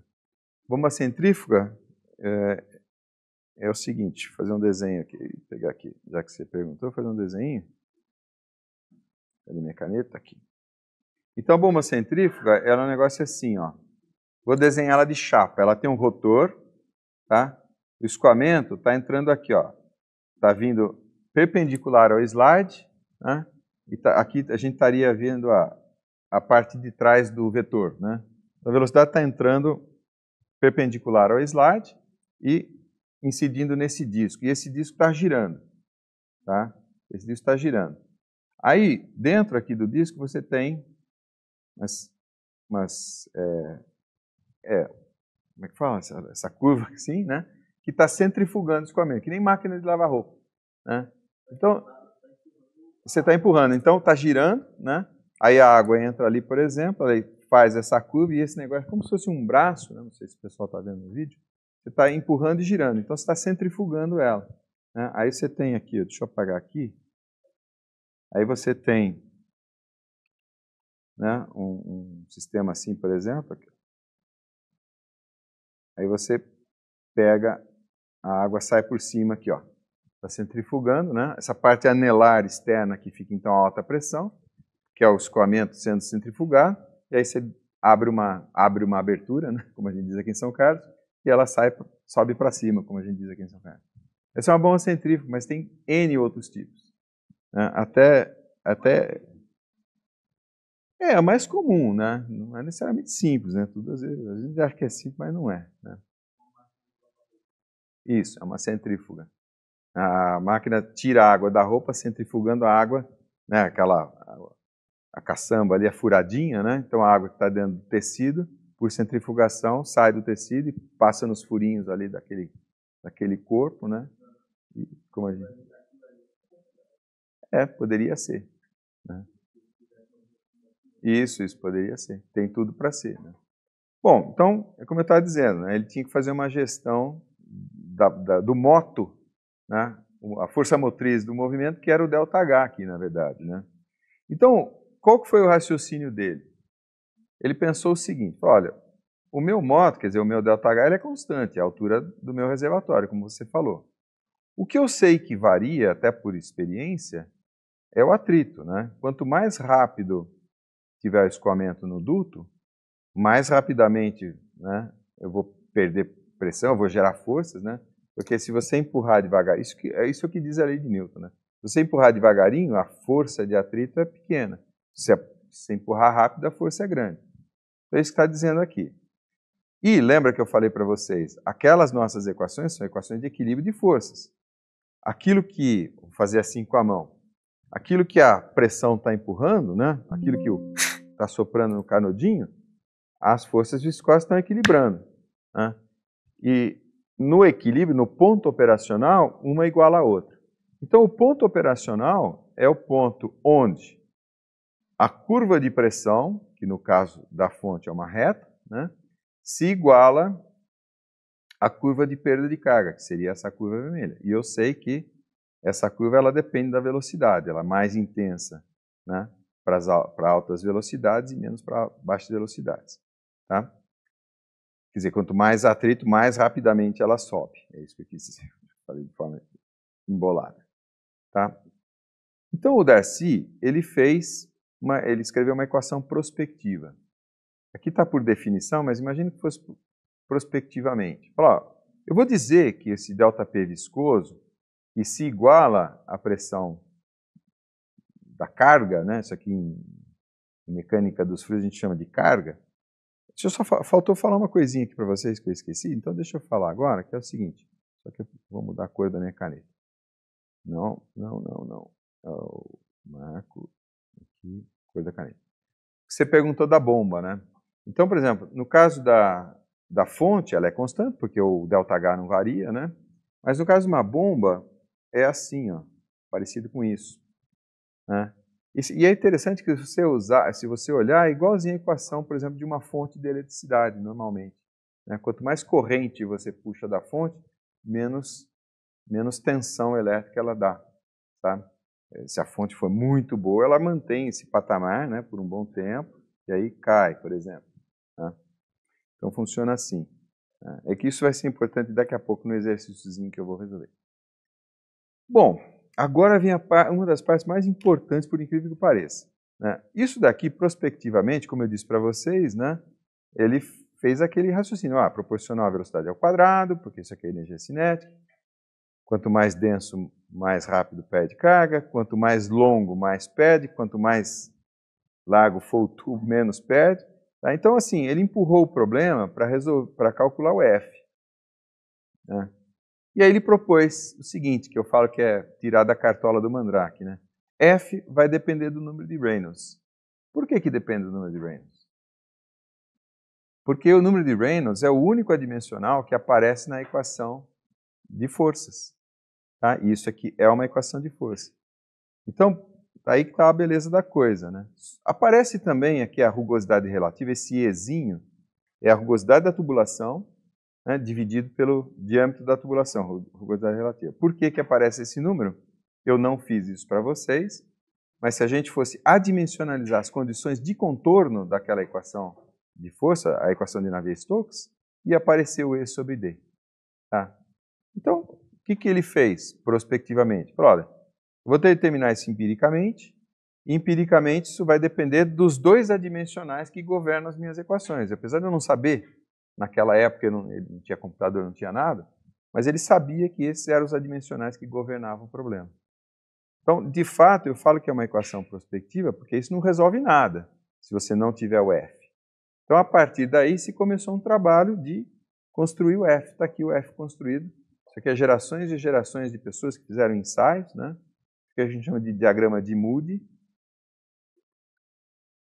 o F aparece aqui. Isso aqui é log-log, tá? O F aparece aqui, o Reynolds aparece aqui, e aqui diferentes valores de rugosidade relativa. De fato, a gente vê 3 regimes, tá? O laminar, quando o escoamento laminar, então, não depende da rugosidade, não depende de nada. Todas as curvas se colapsam aqui a gente chama de escoamento de Stokes, tá? E como todo mundo colapsa numa reta, perfeito, 64 sobre Reynolds. Então, se vocês não quiserem calcular pelo conceito de resistência viscosa, basta calcular, por exemplo, aquele probleminha de injeção, basta calcular como escoamento de Stokes, usando aqui a equação de Darcy com F igual a 64 sobre Reynolds. Para aqui região turbulenta, também é interessante que aí, repara que não varia mais em função do Reynolds, só passa a depender da rugosidade relativa. Por isso que a gente sabe que aquele perfil de velocidades é uma lei de potência, né? Aí você consegue calcular o coeficiente ali da potência em função do F, porque não depende mais do Reynolds, pura e simplesmente. Tá? E mostrando que aqui os efeitos viscosos, eles só se fazem sentir na parede, depois não. Né? E o problema é a parte transiente, né? Que aí eu falei na aula passada, são pacotes, né, de pacotes laminar, pacotes que se alternam, então é um negócio meio complicado aqui, mas a gente tem como calcular, eu já vou mostrar. Então, assim, antigamente, a gente, para fazer cálculo, projeto, a gente comprava blocos assim, né, do diagrama de Moody, e aí quando você ia fazer o memorial de cálculo, para apresentar para o sujeito lá, para quem você estava fazendo o projeto, então parte do memorial de cálculos era calcular o F. Então, numa folha você calculava o Reynolds, etc. Depois você desenhava ali no diagrama e apresentava no memorial de cálculo. Só que a gente não usa assim. É muito didático isso, né? Eu até uso bastante ainda uso no próprio PowerPoint, que eu desenho no PowerPoint, né? E eu tenho uma boa estimativa do F, mesmo graficamente, né? Um computador analógico isso aqui. Mas para programar, né? Então a gente precisa de correlações. O Stokes a gente já tem. Existem outras correlações para regiões mais específicas. Para escoamento turbulento desenvolvido, que seria essa região aqui, é a famosa Colebrook-White. O probleminha é que ela é intrínseca em F. Né? Então você precisa de uma equação, um sisteminha de equações não lineares para resolver. Tá? Também não tem problema nenhum. Existe a correlação de Churchill. Aliás, ontem foi domingo, ontem eu assisti o Obelix e Asterix 2023 lá no Netflix. Se vocês puderem assistir. Eu gostei pra caramba, porque eu era super fã do Asterix desde criança, né? Muito legalzinho o filme lá. Bom, sei lá. E eu não consigo, quando eu vejo o Churchill, eu penso no Obelix, né? O Obelix, o Asterix e o Ideafix, que é o cachorrinho. Mas então, assim, tem a correlação de Churchill, que é um pouquinho mais complexa, tem mais termos só, mas ela é explícita em F, então é fácil de usar. É meio chatinho de programar, tá? Cuidado que... Né? E ela, no transiente, ela faz assim, ó, a grande vantagem dela é que ela funciona tanto para transiente, quanto para turbulento, quanto para laminar. Se você plotar ela em cima do diagrama de Moody, ela vai dar isso aqui, por exemplo. Opa, perdão? Ela vai dar isso aqui, e aí, por exemplo, ela... Vamos supor que estivesse plotando isso para essa rugosidade relativa. Então, na região transiente, ela faz uma interpolação meio maluca lá, e que dá um valor médio utilizável. Né? Então, isso é que eu recomendo para a gente usar em planilhas quando você não sabe se o escoamento é laminar ou turbulento ou de transição. Se você já sabe a priori, aí vai para uma especializada, Stokes aqui, por exemplo, né? Ou Colebrook-White, ou tem outras. Tá? Isso aí eu freguês aqui, mano. Deixa eu ver. Nunca dá tempo de eu resolver, então eu vou fazer um... É porque assim, esse curso tem 2 créditos só, né? Então o que eu faço? Toda a parte de solução de exercício, detalhadamente, eu faço na forma de vídeo para vocês. Aí cobro na prova, né? Então é assim que eu consigo dar o conteúdo todo, porque eu me recuso a cortar conteúdo. Né? A não ser que eu seja obrigado, mas eu não quero cortar, não. O problema que eu vou resolver para você, de novo, eu vou só passar na solução do problema, e pelo tempo dá para eu explicar o método de Newton-Raphson para vocês, porque eu levo, eu não vou fazer aposta, mas eu vou levar 60 segundos para explicar o método 1D e outros 60 para explicar o método para N equações N incógnitas. É super fácil. Tá? Isso mais fácil ainda de programar no Excel. Mas deixa eu descrever o problema para você, que inclusive é um problema real. Problema de bombeamento de óleo viscoso, ultra viscoso. Quando fala ultra viscoso, é assim, 30 mil vezes mais viscoso que a água. Então você põe num balde, eu trabalhei muito nisso lá na Unicamp. Você põe num balde, põe o balde de ponta cabeça, leva 5 minutos para ele começar a sair do balde, ele de ponta cabeça. Né? Agora imagina que você tem que bombear esse óleo numa tubulação de 50 km. Tá? Você vai gastar uma potência cavalar aqui. Né? Então, qual que é a ideia aqui desse exemplo? Aproveitando o fato de que a viscosidade cai com a temperatura, o que acontece se eu ligar um aquecedor aqui, gastar uma certa quantidade de energia aqui, tá? Tudo bem, isso aqui eu estou investindo, né? Digamos que seja vapor, e o vapor custa para mim. Mas digamos que eu gaste R$1.000 de vapor, mas economizo R$2.000 na conta de luz aqui, tá bom? Então vale a pena. Mas se for 500, deixa eu mexer nos números, né? Se eu gastar 2.000 para economizar 1.000, não vale a pena, tá? Então a ideia toda, só um parênteses, aqui normalmente o aquecedor ficaria antes da bomba, né? Eu fiz assim só para ter esse efeito didático aqui, para mostrar as coisas para vocês, né? Então, vale a pena ou não vale a pena? Não sei, precisamos calcular. Essa é a ideia, né? E aqui eu ainda peguei um aquecedor um pouquinho mais chato, não é chato, é assim que é na indústria mesmo, né? Vapor saturado, né? Sei lá, 100 graus aqui, ele condensa, e aí então ele vai aquecer. É isso aí. O problema... Oi? É muito prático, porque assim, quando você quer distribuir calor, né, sendo que você já tem produção de vapor para outras coisas, então você só faz a tubulação, mede. E o fato de ele ser saturado é muito interessante, porque se você colocar um balde aqui embaixo e medir a quantidade, a vazão de condensado, M ponto de condensado vezes o ΔH LV, quer dizer, de líquido de condensação, é a sua potência de aquecimento. Então, com um balde e um cronômetro, você mede a potência aqui. Sendo que, se você colocar a resistência elétrica aqui, você precisa ter um watímetro, alguma... Tudo bem, se for resistência com um alicatezinho, você mede. Né? Mas eu tive um problema agora, que eram motores trifásicos, né? E aí eu não tinha um watímetro bom, né? Porque muda o ângulo de atraso lá, né?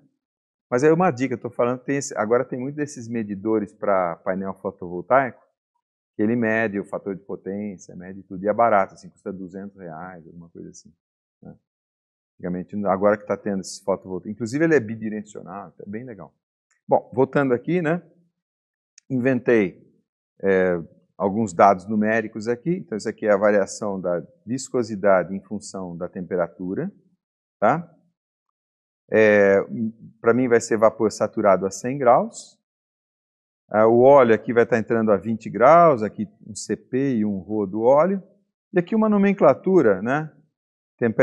Temperatura de entrada do fluido frio, temperatura de entrada, a bomba não está alterando a temperatura, ela altera só a pressão de P0 para P1. No aquecedor, a pressão não muda, mas a temperatura muda, né? Então, temperatura de entrada do frio, temperatura de saída do frio. Aí entra na tubulação, que está isolada termicamente, a temperatura não muda, mas a pressão cai. Tá? Aqui é a temperatura de entrada do fluido quente, temperatura de saída do fluido quente, é saturado, ele está só condensando, então não muda, é só o ΔH, né, de condensação. Tá? De novo, eu estou só passando na sequência de solução, e depois tem um vídeo completo para vocês, inclusive com montagem da planilha. Tudo.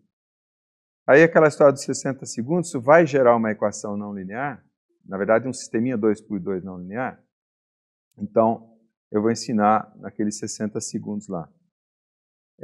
Você quer resolver uma equação f de x igual a zero. Então, a F é essa curva vermelha. Tá? Como é que é a heurística do método de Newton-Raphson? Agora você pode contar 60 segundos. Começa com um chute inicial, x0. Tá? Não sei se vocês entenderam. É f de x, né, igual a zero. Talvez esteja indo rápido demais. Tá? Então, vou começar com um chute inicial, x0. Calcula f de x0, que é esse ponto. x0, f de x0. A f você não tem a raiz de f. Né? Aí, naquele ponto, você calcula a reta tangente. Na raiz da reta tangente é o seu próximo x. Né? A partir dali, você itera o procedimento. Tá? x1, f de x1, reta tangente é o ponto f1, x1, né? A raiz da reta tangente é o x2 e assim por diante. Acabou a explicação. Porque tudo que a gente tem que fazer agora é transformar esse procedimento em equaçõezinhas matemáticas de recorrência. Então olha como é fácil, porque é tudo reta, é tudo coisa assim. Ó, equação da reta, y igual a x mais b. A gente tem o que da reta? A reta tangente, né? A gente tem a inclinação da reta, que é o A, que é o F', tá? Aí o B eu calculo com a segunda informação que eu tenho sobre a reta, que f de x0, né? Quando x é igual a x0, f é igual a f de x0, daqui eu tiro o B, tá? Então tirei a reta, agora preciso tirar a raiz da reta, é só pegar isso aqui e fazer igual a zero, né? Então, x é igual a menos b sobre a. Então, né, com o a e o b que eu tenho, o x1 passa a ser x0 menos f de x0 sobre f' de x0. E como eu vou iterar, pronto, xk mais 1 é igual a xk menos 1 sobre f' vezes f. Tá? Acabou a explicação para 1D. Agora nós temos n equações e n incógnitas, né? Então, é muito simples, porque é só pensar em álgebra linear, é o espaço n-dimensional. Aquilo que é uma reta, para mim, é um hiperplano tangente. Eu não vou mais usar a palavra hiper, tá? Mas é um plano tangente. Né? E aquilo que é a derivada, para mim, né, é o quê? É a derivada de cada uma das funções em relação a cada uma das derivadas. Ah, lembra que agora eu não tenho uma única equação, eu tenho uma f1 de x1, x2, x3, f2 de x1, x2, x3. Né? Então é a derivada de cada fi em relação a cada xj. Quem que é isso? Lembra de cálculo 1? É a matriz jacobiana. Tá? Então, o que aparece aqui como, nessa fórmula aqui de recorrência, né, como f' é a matriz jacobiana, que é a derivada de todo mundo em relação a todo mundo. A única coisa que está meio embutida aqui é eu pus no slide anterior, esse 1 sobre f, que aqui tem duas coisas, né? Tem o recíproco, tá? E a derivada. Então eu expliquei para vocês que a derivada vira a matriz jacobiana. E o recíproco? Né? Aqui acho que eu posso explicar aqui, ó, quer ver? Quem é o recíproco de 3? É o número x que dá o elemento neutro da multiplicação. Tá? Então, se forem os números reais, eu sei que x é 1 sobre 3, porque o elemento neutro da multiplicação dos reais é o número 1. Agora, e se eu tenho uma matriz A? Qual é o recíproco dessa matriz A? Vamos chamar de x. Tá? É o elemento neutro da multiplicação das matrizes. Quem que é? Matriz de identidade. Tá? Então, x é igual a menos 1. Certo? Por isso que aparece aqui a inversa da jacobiana. Tá?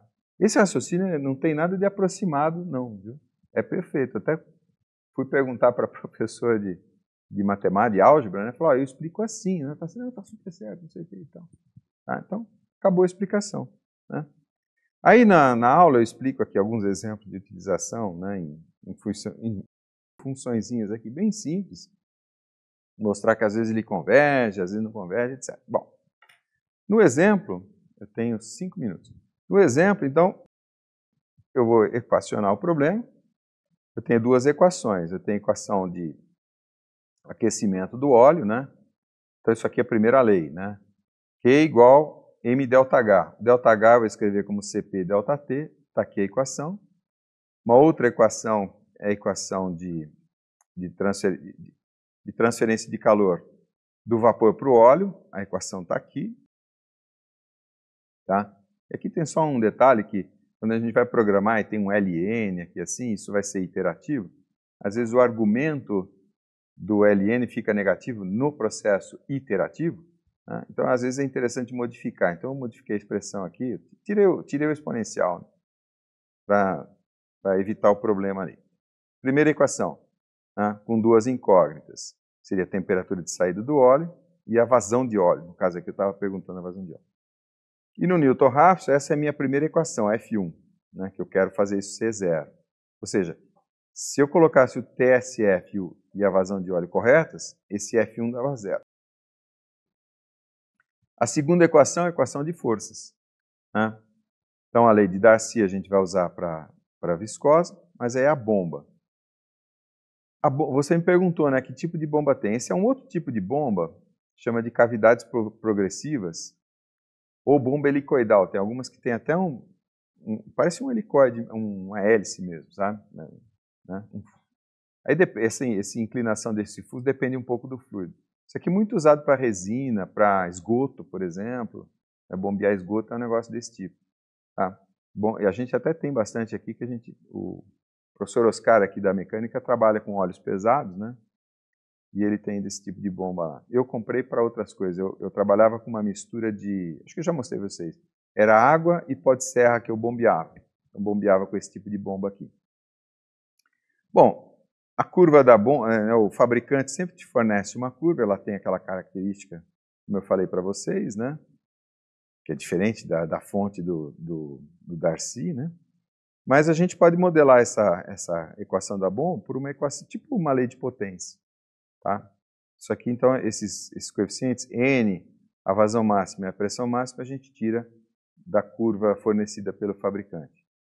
Tá? Então, a gente tem a equação da curva aqui. E aqui, a minha equação F2 é a força de pressão produzida pela bomba igual à força viscosa. A força viscosa eu estou modelando por Darcy. Só que eu modifiquei um pouquinho aqui para expressar em função da vazão e não em função da velocidade. Tá? A equação de pressão é a equação do fabricante da bomba. E aqui nesse slide está o acoplamento do problema térmico ao problema fluido. Por quê?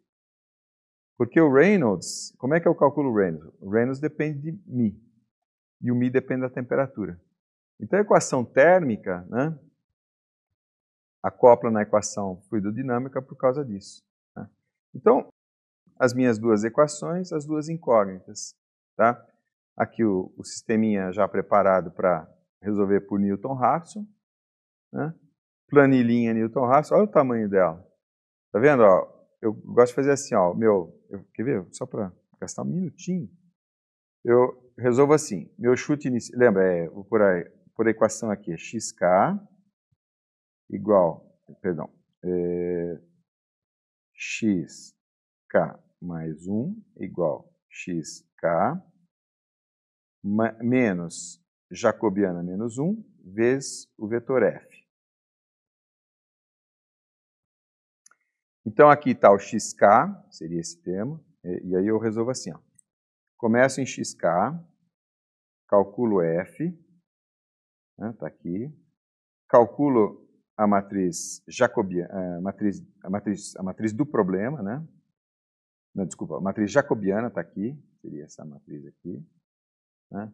Daqui a inversa, usando aquela funçãozinha inversa que eu falei para vocês. Aí, aqui está escrito f, mas são os delta f's, e aqui o novo xk. Tá? Então o método, estou apagando tudo, né? Ficou bem bagunçado. Eu começo aqui e o negócio vai ciclando aqui assim. Ó. Né? Aí eu faço uma macro para ficar iterando isso daqui. Tá? Em algumas iterações ele converge. Tá? E repara que aqui eu usei o 64 sobre Reynolds para calcular o fator de atrito. Esse 1,9 é gigantesco. Tá? Isso aqui realmente é alto. Tá?